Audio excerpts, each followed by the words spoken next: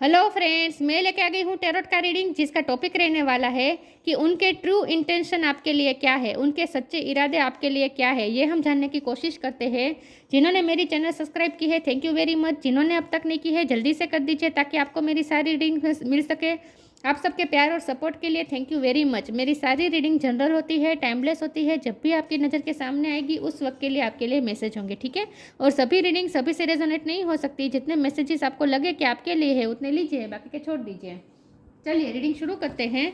सबसे पहले मैं भगवान जी का एक कार्ड निकालती हूँ जो कि हमें बताएगा कि आप में कौन से भगवान की क्वालिटी है। हे ईश्वर, मुझे डिवाइनली गाइड कीजिए। जो व्यूअर्स इस वक्त मेरी ये रीडिंग देख रहे हैं उनमें कौन से भगवान की क्वालिटी है। ओम नमः शिवाय। मेरे व्यूअर्स में कौन से भगवान की क्वालिटी है। ओम नमः शिवाय।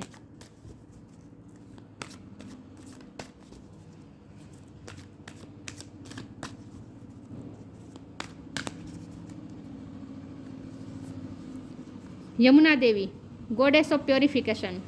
यमुना का कार्ड आया आपके लिए। इसके बारे में बाद में बात करते हैं, पहले टेरो से देखते हैं कि आपके पर्सन के ट्रू इंटेंशन आपके लिए क्या है। नाइट ऑफ पेंटिकल, उनके सच्चे इरादे आपके लिए क्या है। ओम नमः शिवाय। उनके ट्रू इंटेंशन। ईश्वर, मुझे डिवाइनली गाइड कीजिए। जो व्यूवर्स इस वक्त मेरी रीडिंग देख रहे हैं उनके पार्टनर के ट्रू इंटेंशन मेरे व्यूवर्स के लिए क्या है। ओम नमः शिवाय। उनके सच्चे इरादे क्या है मेरे व्यूवर्स के लिए। उनके ट्रू इंटेंशन क्या है।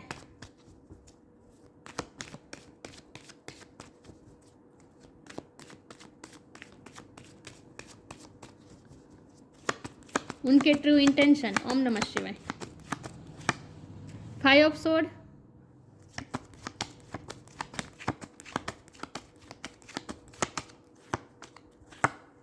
7 of sword,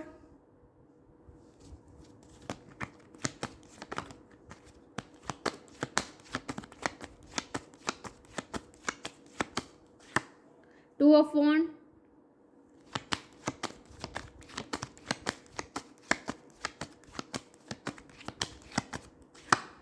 wheel of Fortune,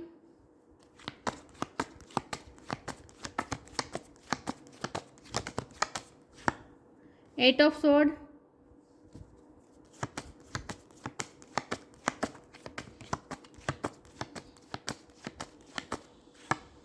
'the tower,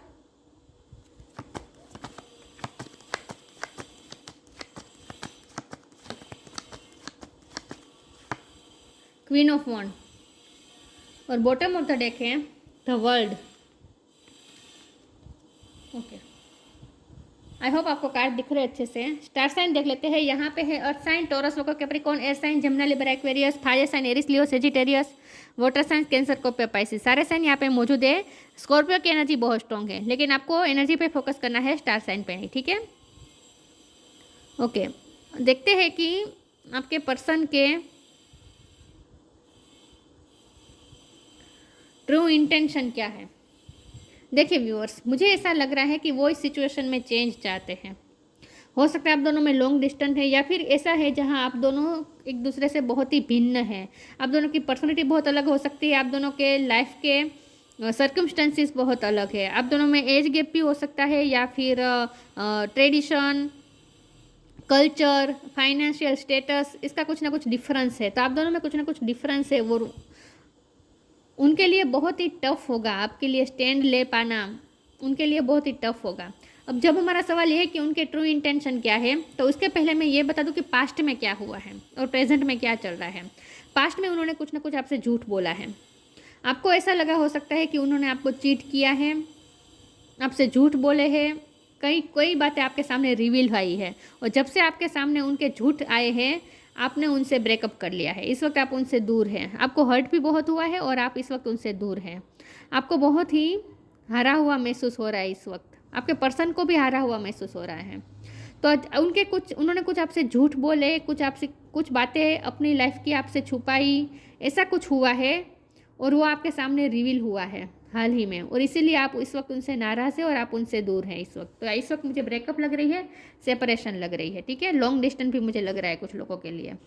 तो आप उनकी लाइफ से चले गए हो, ये भी पॉसिबल है, लेकिन उन्होंने पास्ट में ऐसा कुछ ना कुछ किया है और प्रेजेंट में भी आप इसी वक्त हाल ही में आप इसी वक्त भी इसी एनर्जी में हैं। आप इस वक्त उनसे जुदा है, उनसे खफा है, उनसे गुस्सा भी बहुत है, क्योंकि आपके लिए बहुत ही हर्टफुल था। जो बातें आपके सामने रिवील हुई ना, उनके झूठ जो आपके सामने आए, आपको बहुत ही हर्ट हुआ है। तो आप इस वक्त गुस्से में भी मुझे बहुत लग रहे हैं।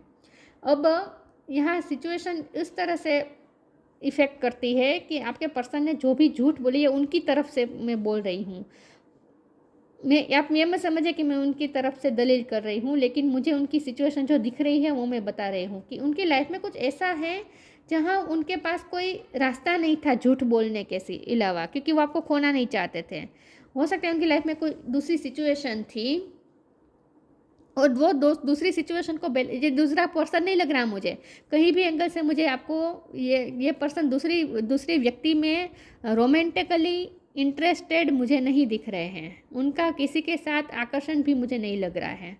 तो मुझे कहीं से भी नहीं लग रहा कि उन्हें लव इंटरेस्ट है किसी और में, इसीलिए आपको चीट किया, ये सब मुझे कहीं नहीं दिख रहा है। लेकिन दूसरी सिचुएशन है, ये फैमिली हो सकती है, वर्क लाइफ हो सकती है, पास्ट कार्मिक पर्सन हो सकता है, जहाँ कुछ ना कुछ ऐसा है जिसकी वजह से दो सिचुएशन को बैलेंस करना चाहते थे और आपको वो बैलेंस करते करते आपको लूज़ नहीं करना चाहते थे, इसीलिए उन्होंने ना चाहते हुए भी कुछ बातें आपसे छुपाई है, झूठ बोलने पड़े हैं, ऐसा मुझे लग रहा है। क्योंकि वो अपने आप को बहुत ही बाउंड महसूस कर रहे थे।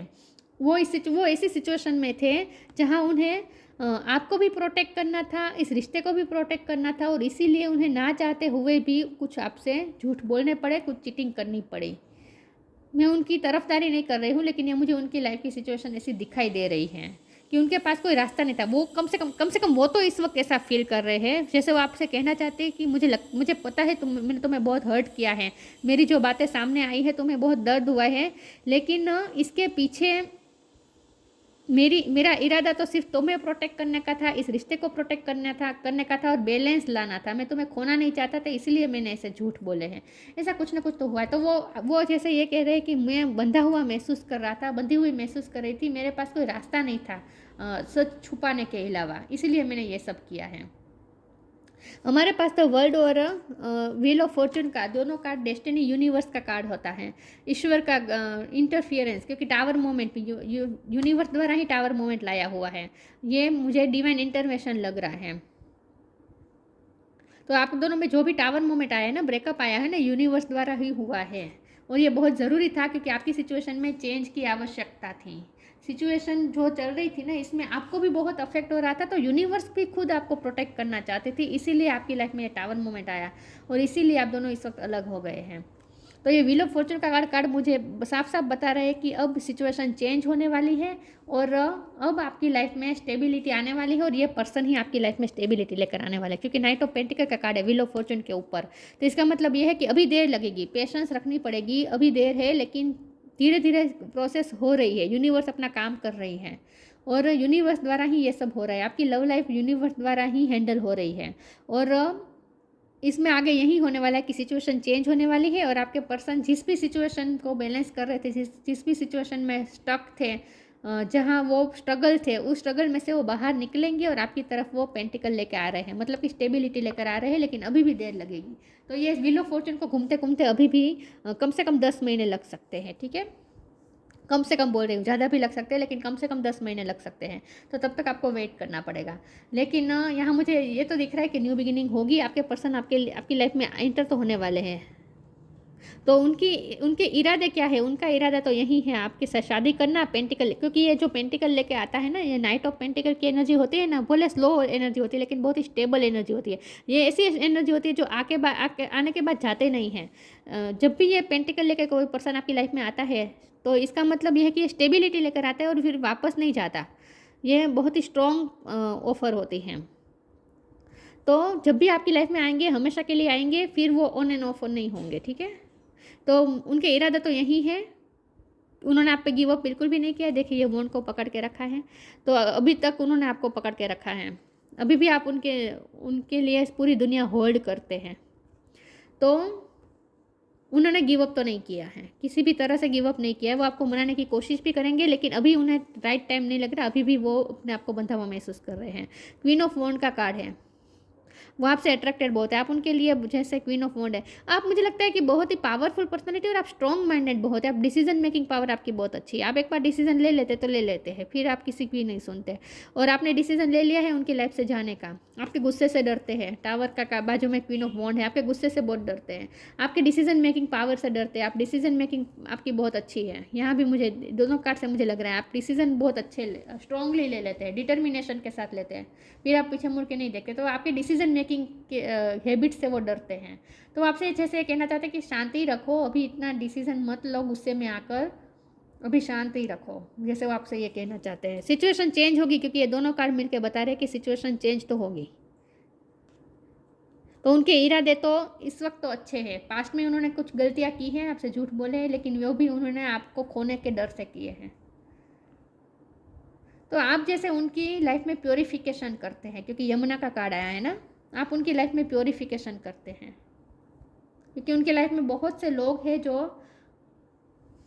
और साथ में जिन लोगों के साथ रहते हैं आपके पर्सन, वो लोग ऐसे हैं, तो उनके साथ साथ आपके पर्सन भी ऐसे हो गए थोड़े बहुत, जहाँ बहुत थोड़ी पॉलिटिक्स ये सब होता है, छुपाना बातें छुपाना, चीटिंग करना, ये सब तो थोड़ा बहुत मुझे पॉलिटिक्स लग रहा है आपकी सिचुएशन में। चलिए मैं आगे क्लेरिफाई करती हूँ उनके ट्रू इंटेंशन क्या है। हे ईश्वर, मुझे डिवाइनली गाइड कीजिए, जो व्यूवर्स इस वक्त मेरी ये रीडिंग देख रहे हैं, उनके पर्सन के ट्रू इंटेंशन मेरे व्यूवर्स के लिए क्या है। ओम नमः शिवाय। उनके सच्चे इरादे मेरे व्यूवर्स के लिए क्या है। आउटरेजस ओपननेस,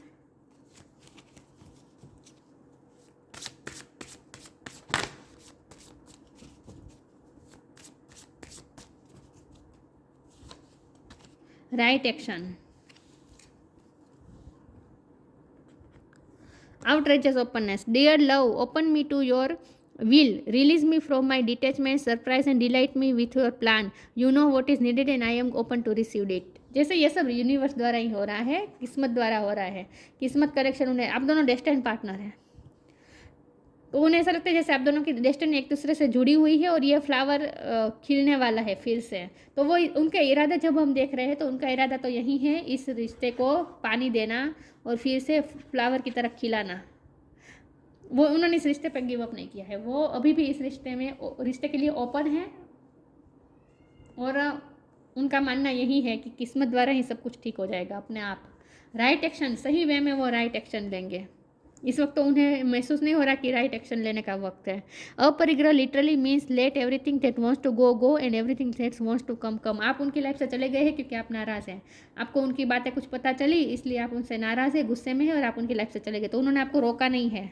तो उनका ये मानना ये है कि जो जा रहा है जाने दो, जो आ रहा है आने दो, लेकिन उन्हें ये किस्मत पे भरोसा है कि आप उनकी किस्मत में है, तो घूम फिर के, और होता भी यही है, आप दोनों के बीच ये साइकिल घूम रही होती है, आप दोनों घूम फिर के फिर से साथ मिल ही जाते हैं। तो उन्हें ये भरोसा है किस्मत पे कि किस्मत उन्हें फिर से आपसे मिलवाएगी। तो इस वक्त उन्होंने आपको जाने दिया, लेकिन उन्हें ये पता है कि फिर से आप दोनों मिलेंगे। उन्हें एक भरोसा है, फेटेड कनेक्शन है ये, उन्हें बहुत फेथ है आप पे, आप इस रिश्ते पे, कि आप दोनों फिर से मिलेंगे, और तब वो राइट एक्शन लेंगे। उन्हें किस्मत पे बहुत भरोसा है, उन्हें लगता है कि आप दोनों फिर से मिलेंगे। तो इनके इंटेंशन तो यही है आपके साथ फिर से यूनियन। उनका इरादा पहले भी आपको चीट करने का नहीं था और आगे भी नहीं है, लेकिन सर्कमस्टेंसेस भी ऐसे हो गए थे कि आपको लगा कि उन्होंने आपको चीट किया, कुछ बातें उन्होंने छुपाई भी, और आपको ऐसा लगा कि वो आपको चीट कर रहे हैं, ऐसा कुछ हुआ है। यहाँ मुझे इनका इंटेंशन प्योर लग रहा है, क्योंकि यहाँ यमुना का कार्ड आया है ना, help is on the way, transformation.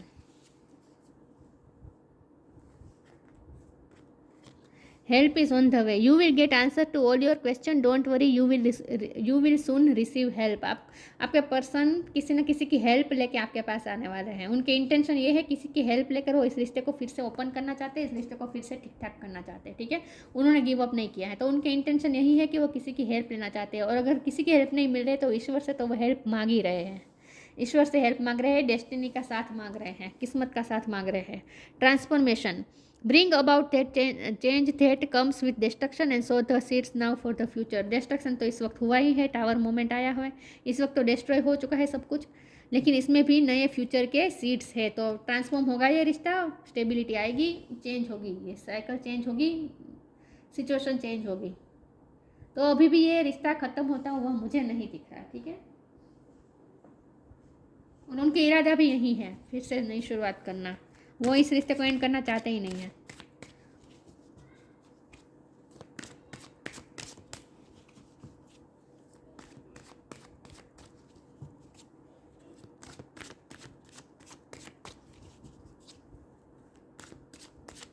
देखते हैं उनके ट्रू इंटेंशन। फेथ, मैंने कहा ना फेथ बहुत है। एक कार्ड गिर गया था, मैं ले लेती हूँ। इम्पार्शलिटी,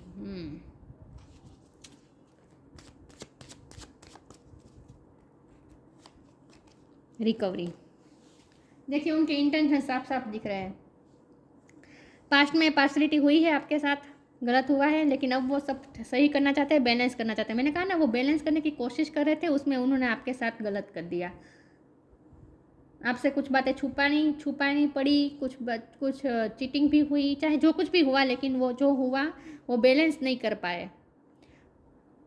उनकी कमज़ोरी थी, वो बैलेंस नहीं कर पाए सिचुएशन को। वो दो सिचुएशन को बैलेंस करना चाहते थे, जो उनसे हो नहीं पाया, तो आपके साथ पार्शलिटी हो गई। अब वो इम्पार्शल होकर करना चाहते हैं सब कुछ, रिकवर करना चाहते हैं इस रिश्ते को। फेथ बहुत है, उन्हें पूरा भरोसा है कि एक न एक दिन ये रिश्ता रिकवर हो जाएगा, ओपन हो जाएगा फिर से ये रिश्ता, फुल फ्लावर की तरह खिलेगा ये रिश्ता। तो उन्हें फेथ बहुत है, ईश्वर पे बहुत फेथ है, उन पे किस्मत को, किस्मत पे उनको बहुत फेथ है, यूनिवर्स पे बहुत फेथ है उन्हें। रिकवरी, उन्हें पूरा भरोसा है कि रिकवरी हो जाएगी। तो उनके इंटेंशन तो रिकवरी के ही हैं, उन्होंने गिव अप बिल्कुल नहीं किया है, ठीक है। उनके इंटेंशन में कहीं भी मुझे गलत नहीं लग रहा। होप, देखिए फेथ, होप, वो होपफुल है, उन्होंने होप नहीं खोई है।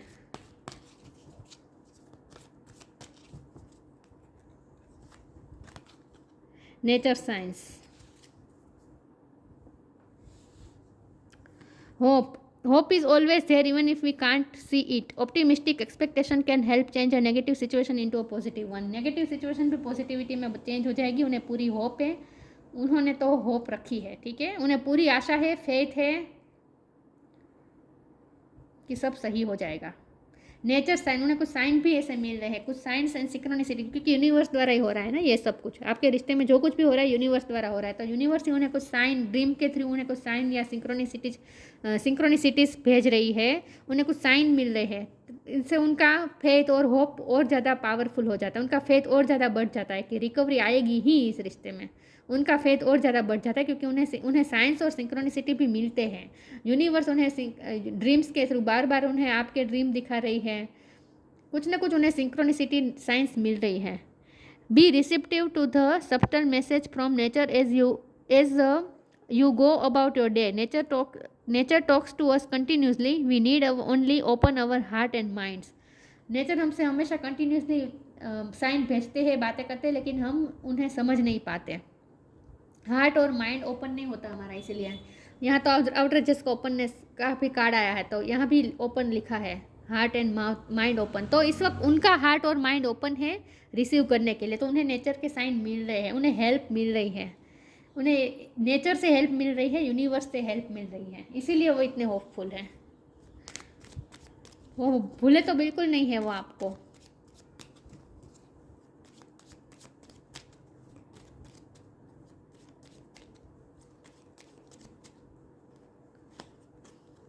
Freedom, follow your heart and nature, nurture your soul with love and freedom to grow.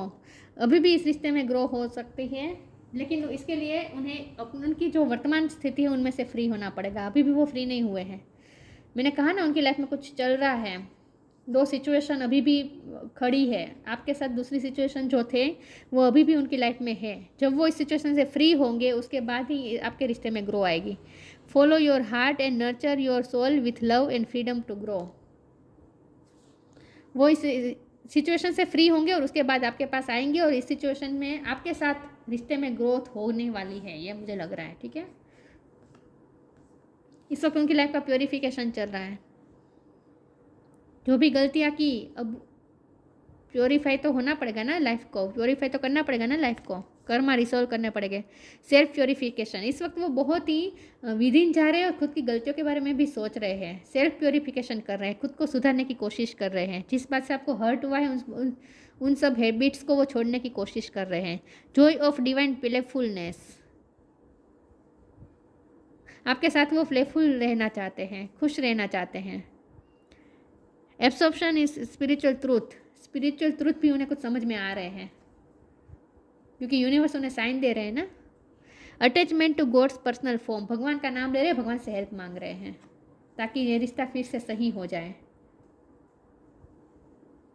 या तो उनका ट्रू इंटेंशन तो प्योर है। देखिए यहाँ प्योरिफिकेशन जो शब्द लिखा है, इसका मतलब ही यही है कि उनके इंटेंशन प्योर है। ठीक है, तो यहाँ आपको कुछ हार्म नहीं होने वाला है, क्योंकि यहाँ देखिए डेस्टिनी, व्हील ऑफ फॉर्चून और यूनिवर्स का कार्ड है। ये दोनों कार्ड बता रहे हैं कि यूनिवर्स, खुद ईश्वर आपके रिश्ते को चला रहे हैं। इसमें जो कुछ भी हो रहा है यूनिवर्स द्वारा हो रहा है। तो आपको कहीं से भी आपके साथ आपको कुछ हार्म नहीं होने वाला। ठीक है, कुछ भी हार्म नहीं होने वाला। रिकवरी का भी कार्ड है, तो आपको कुछ हार्म नहीं होने वाला। चाहे आपके साथ चीटिंग हुई हो पास्ट में, लेकिन आपको कोई हार्म नहीं होगा, रिकवर हो जाएगा सब कुछ। आपका कुछ नुकसान नहीं है, और ना ही अब आपके पर्सन का इरादा है आपका नुकसान करने का। उनका इरादा अच्छा है। ठीक है, या तो ये थी रीडिंग। अच्छी लगी हो तो लाइक कीजिए, शेयर कीजिए। मिलते हैं नई वीडियो में, तब तक के लिए गुड बाय। ओम नमः शिवाय।